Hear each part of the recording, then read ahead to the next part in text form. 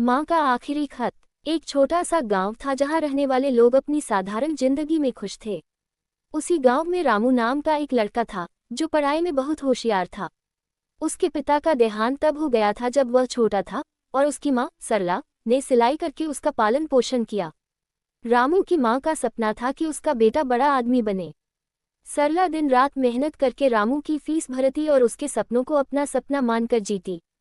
रामू ने अपनी माँ से वादा किया था कि वह एक दिन ऐसा मुकाम हासिल करेगा कि सभी उस पर गर्व करेंगे।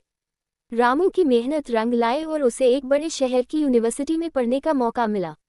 वह शहर गया, लेकिन अपनी पढ़ाई और नई जिंदगी में इतना व्यस्त हो गया कि गांव और माँ से बात करना कम कर दिया। माँ चिट्ठियां लिखती, लेकिन जवाब बहुत कम आते। समय बीतता गया, रामू ने नौकरी पाए और बड़ा अफसर बन गया, लेकिन उसकी व्यस्तता और महत्वाकांक्षाओं ने उसे अपनी जड़ों से दूर कर दिया। माँ की तबीयत बिगड़ने लगी, लेकिन उसने रामू को परेशान नहीं किया।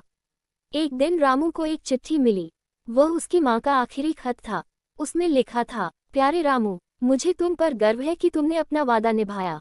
मैं जानती हूँ कि तुम्हें अपनी नई जिंदगी में समय नहीं मिलता, लेकिन तुम्हारी सफलता ही मेरे लिए सबसे बड़ी खुशी है।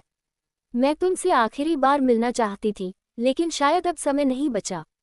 बस इतना कहना चाहती हूँ कि तुम खुश रहो। मेरी चिंता मत करना। याद रखना, तुम्हारी माँ ने हमेशा तुमसे प्यार किया और तुम्हारे लिए दुआ की। तुम्हारी माँ, सरला। रामू गांव पहुंचा, लेकिन तब तक बहुत देर हो चुकी थी। माँ उसे हमेशा के लिए छोड़ चुकी थी।